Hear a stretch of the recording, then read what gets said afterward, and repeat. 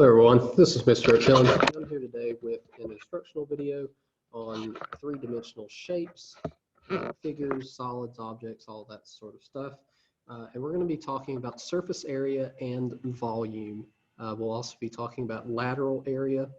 But the idea of this video is just to introduce you to the formulas associated with three-dimensional figures, and then show you how to use those formulas with various three-dimensional objects. So the general properties of three-dimensional objects, they have a bunch of different properties. The first is, as the name implies, they have three dimensions. These dimensions are length, width, and height. Okay, so length, width, and height. So unlike two-dimensional shapes, and two-dimensional shapes are just flat on a piece of paper or something like that, you know, they're just flat. Three-dimensional shapes have thickness or depth. Okay, so two-dimensional shapes have no thickness or depth, but three-dimensional shapes do. The three attributes a three-dimensional object can have are, the first is a set number of faces. So for the faces, typically that is referred to as flat faces, so they can be flat. Additionally, they can also be curved surfaces. So not all of them are going to be flat faces. Some of them will have curved surfaces. And I kind of just grouped those together. So faces are not necessarily curved surfaces, but for our purposes, they meet in the same category. The next bit is the edges. The edges are also known as the sides. The sides of the faces. This is where two faces meet. So edges are where two faces meet. And your vertices, just like in a normal bit where your vertex is where two or more lines meet, your vertice is going to be where two or more edges meet.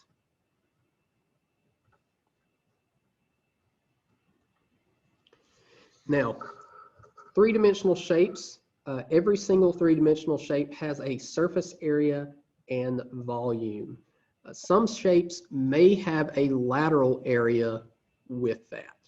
So for your surface area is defined as the total area of the faces and curved surfaces. So just the surfaces, just the area of the faces and curved surfaces. So anything on the external part of the three-dimensional object will be attributing to the surface area. Your lateral area is defined as the surface area minus the area of the bases. So basically you chop off the bases and all that's left is just the side bits, basically.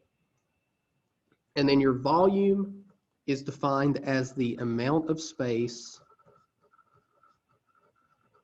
enclosed in an object.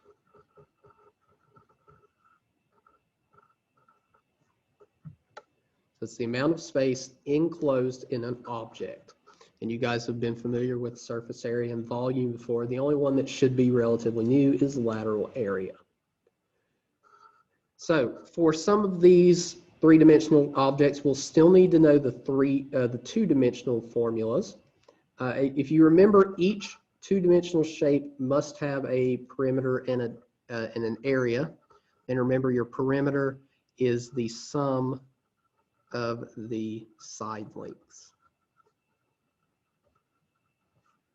And your area is the amount of space that the figure covers. So here are the 6 that you get. These are given to you. These formulas are. Each one area. The perimeter, you just add up all the sides together and you get your perimeter. The only one that's an exception to that is obviously the circle, which has the circumference, which is technically a perimeter, but not called the perimeter. Okay. So now let's look at some specific 3D shapes. Now on your copy, the formulas, if you look online, the formulas are not filled in for you. I went ahead and filled these out so you can copy those at any time for each one. So the cube, the first thing about a cube is it has 6 faces, 12 edges or sides, and 8 vertices. Okay. And if you've ever held a cube before, you can think of this like a dice or a square cardboard box or what have you. All of the edges of the cube here, all of them are going to be congruent. They are the same length. And then your cube, the faces, so you have your 6 faces, all of the faces are identical as well, and they are in the shape of a square. Okay, so in your formula, S is the length of one edge of the cube. So all you need to know for a cube is that you have one side length for everything, for every edge, and thus you can use it to find your surface area and volume. Your surface area is given by 6 times s squared. You have 6 squareds. The area for a square is found by s squared. So 6 times s squared gives you your surface area. And then your volume is just s cubed. Remember, cubed means that you are multiplying s by itself 3 times. All right, now let's look at the rectangular prism. And the thing about the cube is the cube was a special case of a rectangular prism. Okay, I apologize for the lights. So a rectangular prism is going to have the same number of faces, edges, and vertices. So 6 faces, 12 edges, 8 vertices. Now with a rectangular prism, the reason it's called a rectangular prism is that every face is in the shape of rectangles.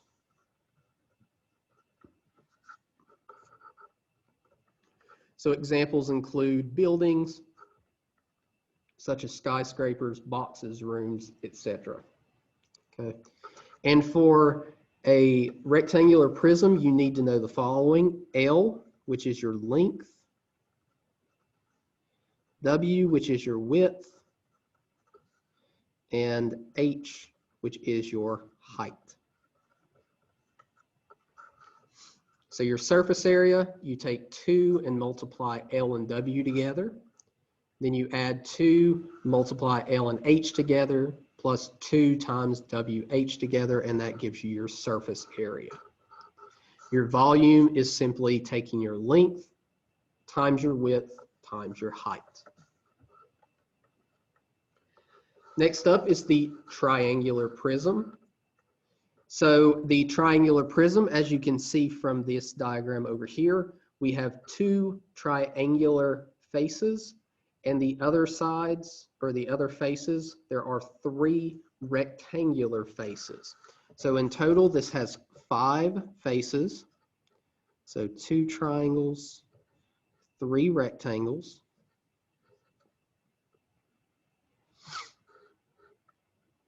The edges or sides, we can see here when we count them, we got 1, 2, 3, 4, 5, 6, 7, 8, 9.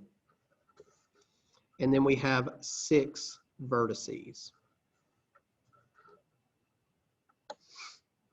And as we said before, the bases, which are the ones that are parallel from one another, are in the shape of triangles. The remaining faces are in the shape of rectangles or quadrilaterals. Typically, it will be rectangles, but it could be any type of quadrilateral. Now, the thing about this one is there's a little bit more going on with the formulas. If you'll notice, there's a big B here, and in some of the formulas, there's a small p. Now, h is self-explanatory. H is the height. But B, capital B, is the area of the base. So in this case, that would be the area of a triangle. So you would figure out the area of that triangle, and that would be what B is. P, on the other hand, is the perimeter of the base. So P is your perimeter of the base, so it would be all of these sides added together. And then, of course, as we said, H is your height.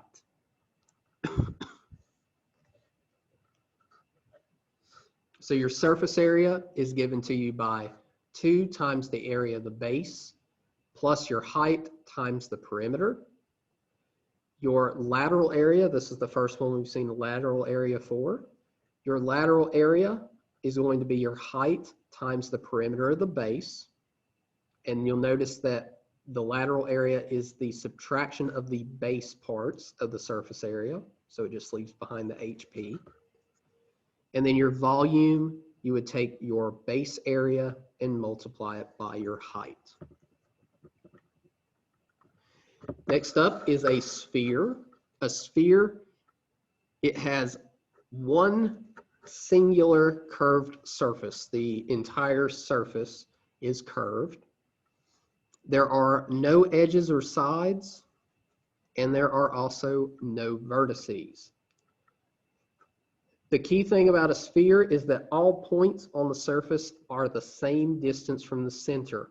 And if you remember, we talked about another thing that was equidistant from the center, the same distance, and that would be circles.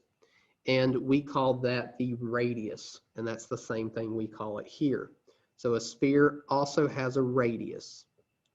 And in fact, the only thing we need to determine the surface area and the volume of a sphere is the radius.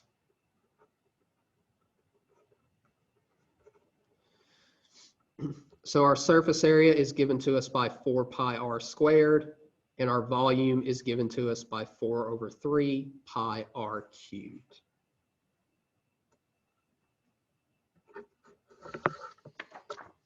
All right, next up is the cylinder. In a cylinder, it has 2 circular faces, and these are flat faces, and then 1 curved surface. So it has 2 flat, 1 curved.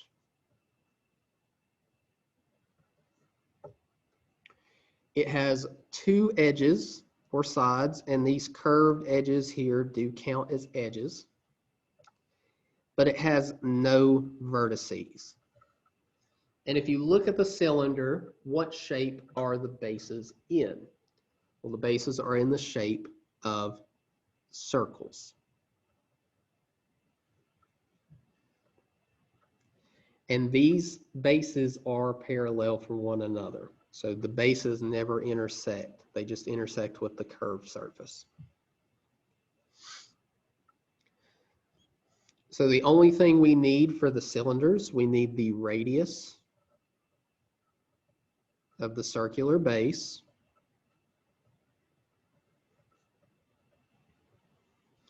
And of course, we need h, which is our height of the cylinder.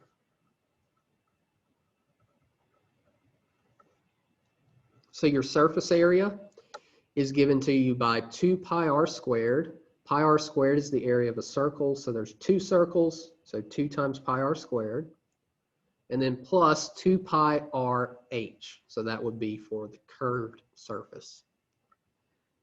Your lateral area, you remove the bases. So that would be removing the 2 pi r squared from the surface area. So your lateral area is just 2 pi r h. And your volume is given to you by pi r squared times your height. Next up is the cone. And a cone has two faces or curved surfaces. One of them is flat, that would be the base here, and then one of them is curved, that would be the entire outside.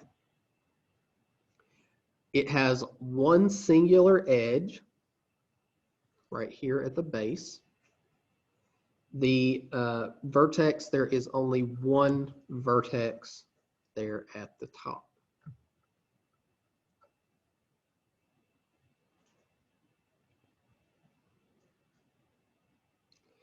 The base is in the shape of a circle, and the height forms a right angle with the base. Okay, so the height and the radius are always going to be perpendicular to one another.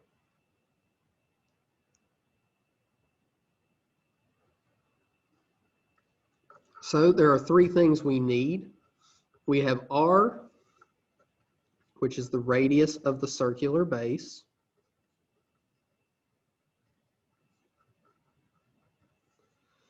H, which is your height. And then finally L, which is a length, but in this case, as you can tell, it is the length of the slant. It's the slant length.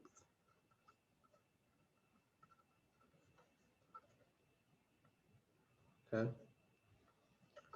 So your surface area, lateral area, and volume are given to you here.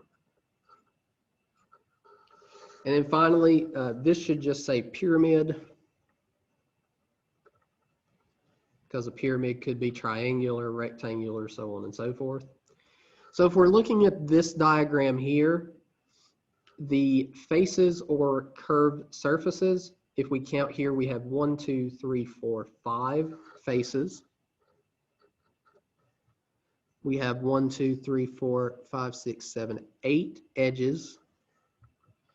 And we have 5 vertices. Now, based on the base of the pyramid, that may change. Okay, so if you had a hexagonal pyramid here, you would have 7 vertices, 7 faces, so on and so forth. Okay. So the base can be any polygon. So it could be a square, rectangle, hexagon, octagon, decagon, anything like that. All other faces of a pyramid will be in the shape of triangles. These meet at a common vertex called the apex. So this is your apex here. So you need to know L, which is your slant length. And you need to know H, which is your height of the pyramid. However, again, just like with the triangular prism, you need to know B, capital B, which is the area of the base. And you need to know P, which is the perimeter of the base.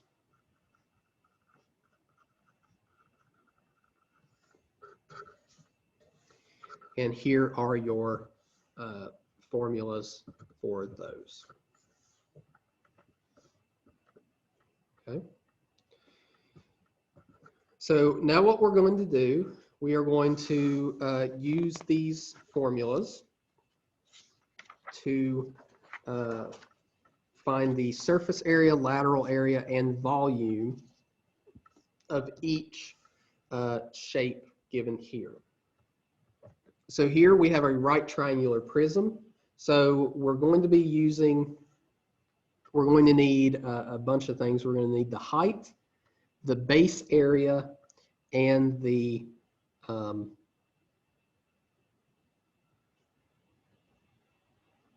base perimeter. So if you look here, your bases are in the shapes of right triangles. Now your right triangle here, to figure out the area of a triangle, the area of a triangle is equal to 1/2 times its base times its height. So if you have a right triangle here, and you have this as 3 and this is 4, what is your height of that right triangle? Well, your height would be 3 and your base would be 4.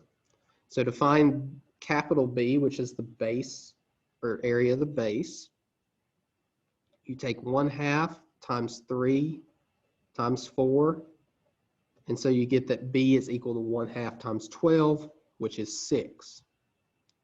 Your perimeter, you have to add up all the sides of the right triangle. Well, if you look up here, there is a 5" here, so that goes along with the right triangle because these are the same shape here. So our perimeter would be 3 plus 4 plus 5, which would give you 12. And then finally, your height, which is the last thing we need, would be 8. So for the right triangular prism, if we look back at our surface area of a right triangular prism, our right triangular prism, or a triangular prism in general, the surface area is given to us by 2b plus HP. So 2 times capital B plus HP. 2 times capital B, that would be 2 times 6, plus your height is 8, and then your perimeter is 12. 2 times 6 is 12, 8 times 12 is 96. Your surface area is 108, but don't forget your units. Your units would be inches, and since we're doing surface area, these are measured in square units. So your surface area is 108 inches squared. Now we're going to do our lateral area. And our lateral area is the surface area minus the bases. So it would be minus these 2 B's. So the lateral area is just HP, which would be 8 times 12, which, as we found out above, is 96 inches squared. And our last one, our volume. Our volume is given to us by the base area times the height. B is 6. Your height is 8. So your volume is going to be equal to 48 inches cubed. We always use cubic for volume. All right, now let's look at the rectangular prism. So for your rectangular prism, you need a length, a width, and a height. So in this case, your length is 15, your width is 12, and your height is 6. So to find the surface area of a rectangular prism, this is given to us by the formula 2LW plus 2LH plus 2WH. So 2 times L times W, so 15 times 12, plus 2 times 15 times 6, plus 2 times 12 times 6. And when we multiply all that out and add it all together, we get 684, and our units would be feet squared. Lateral area, although a rectangular prism can have a lateral area, we don't concern ourselves with that. So instead, we're going to move on to our volume. For a rectangular prism, the volume is given by the length times the width times the height. So length, width, height, that would be 15 times 12 times 6. So our volume would be equal to 1,080 feet cubed.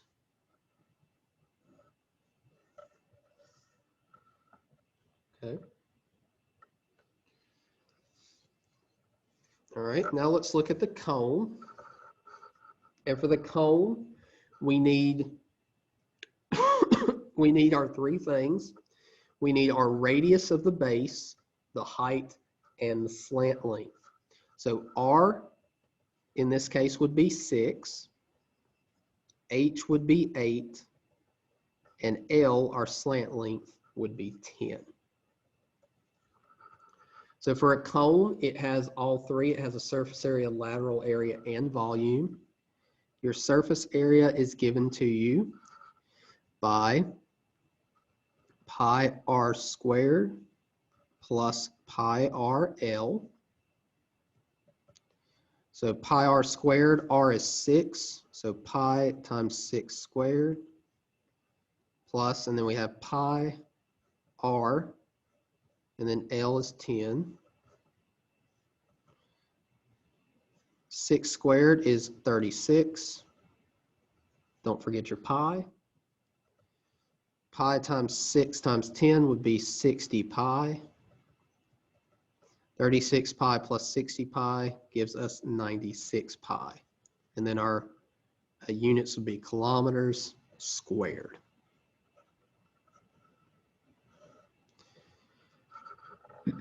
Then if we do our lateral area,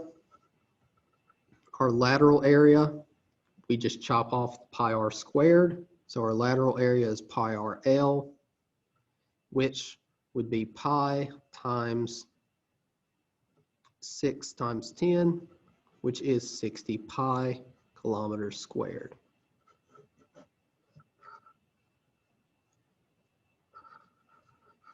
Then our volume for the cone would be 1/3 pi r squared h. So you get 1/3 pi times 6 squared times 8.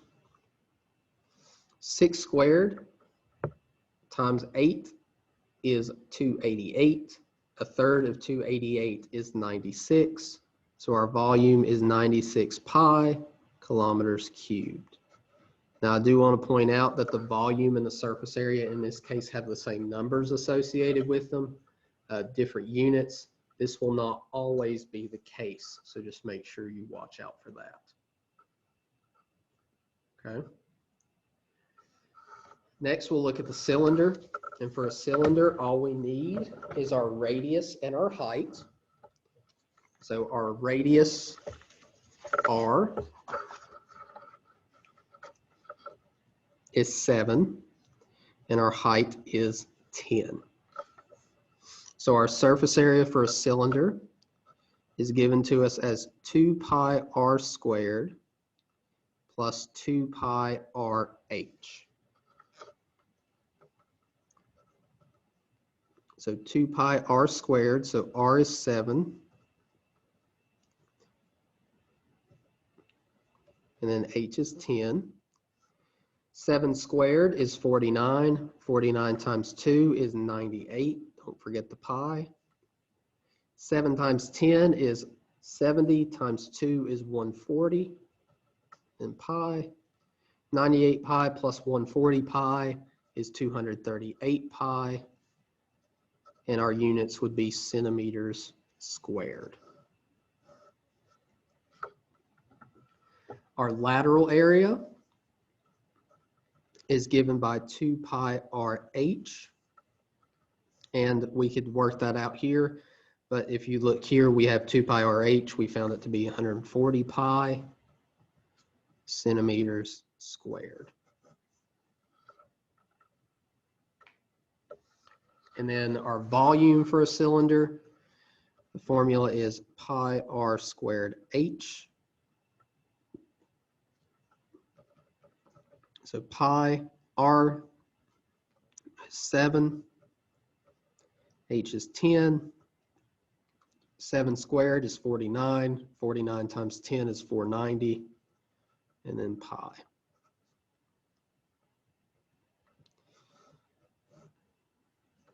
Okay.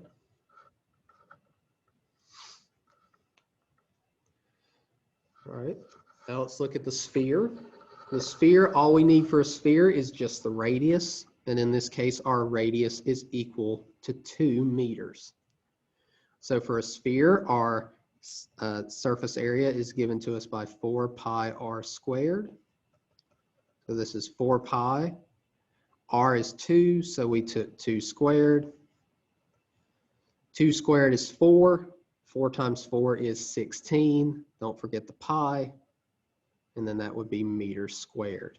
If you did do this in a decimal approximation, it would be approximately 15.3 meters squared. Okay, so just be on the lookout for that. Some of the problems will do decimal approximations. Then our volume for a sphere is given to us by 4/3 pi r squared, or r cubed, excuse me. So 4/3 pi times 2 cubed. 2 cubed is the same as 2 times 2 times 2, which is 8.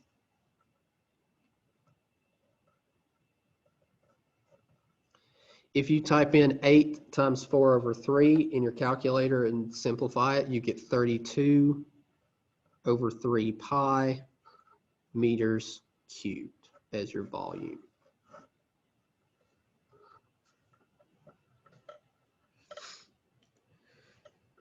Now let's look at the cube. The cube, all we need to know is one side length, and in this case, S would be equal to 9. So your surface area is equal to 6 times S squared. So in this case, it would be 6 times 9 squared. 9 squared is 81. 6 times 81 is 486 kilometers squared.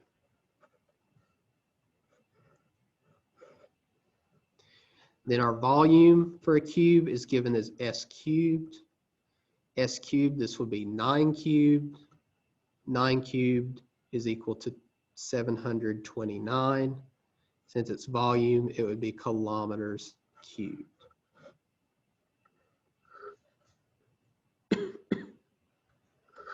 And then our last one here, a rectangular square pyramid.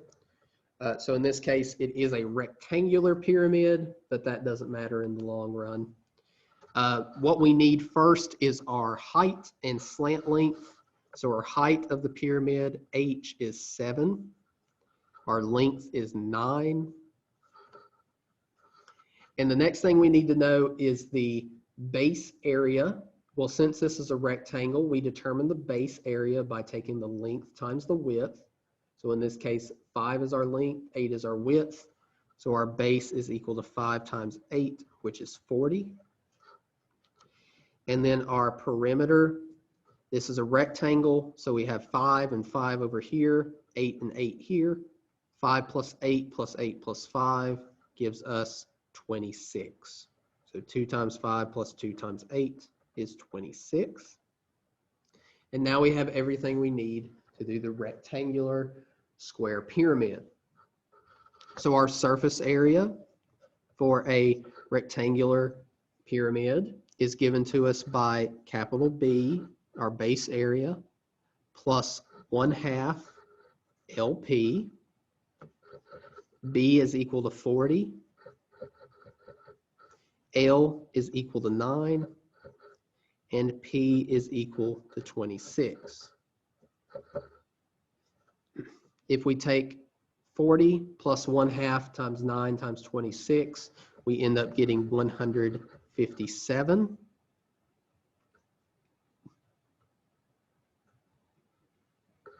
Let me make sure of that. Yes.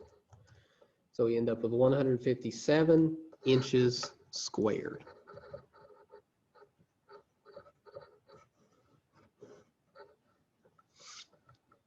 Our lateral area, we just chop off the base part. So it would just be 1/2 LP, which would be 1/2 times 9 times 26. So our lateral area would be equal to 117 inches squared. And then the last bit, our volume. Our volume is given to us as 1/3 times the base times the height. So we take 1/3, we're going to multiply it by 40, and then multiply it by 7.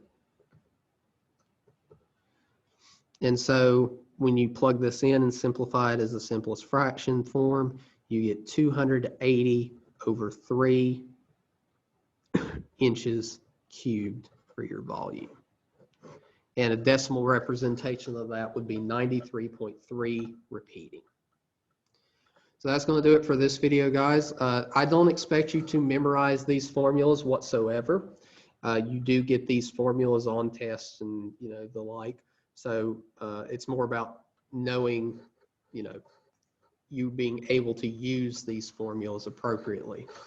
On the next time, we're going to be talking about these problems here.